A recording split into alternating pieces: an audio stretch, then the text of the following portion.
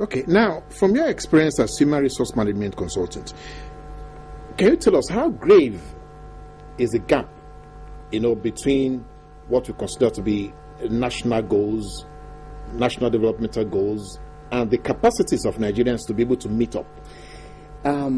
In fact, okay, I'll answer that with a story. Just a couple of months ago, or over a year ago, I was invited by a state governor, I will not mention that here, to make a presentation to them on these youth unemployment challenges they have in the states. Now, I stayed in a hotel in the capital, yes, yeah. A day before I was to make the presentation to the governor and his team.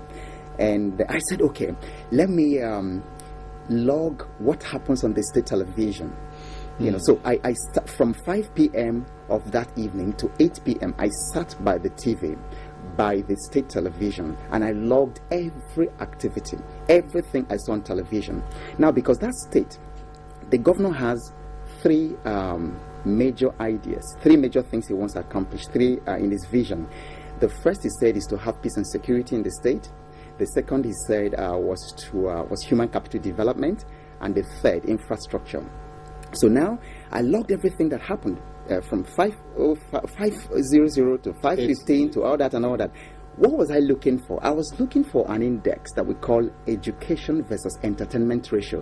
In other words, in 1 hour, how much airtime do you devote to educating the people, to building skills versus to entertain them? And I tell you, the result was dismal, very discouraging, because it's either they were showing a Makossa dance, some people doing Makossa, or they were showing some Nollywood clip. The only thing that had the semblance of education within the 3 hours was a documentary of wildlife, which happened in Australia and was actually subtitled in Chinese.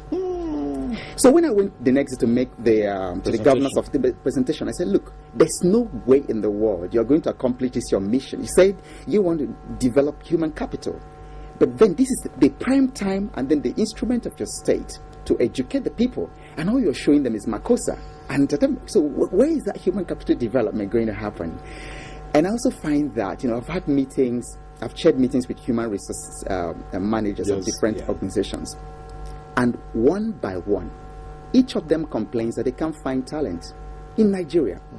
And then many of the multinationals actually go to hire Nigerians from outside. They go to Britain, they go to Canada, to the US, to hire Nigerians that want to come here and work because they can't find it here.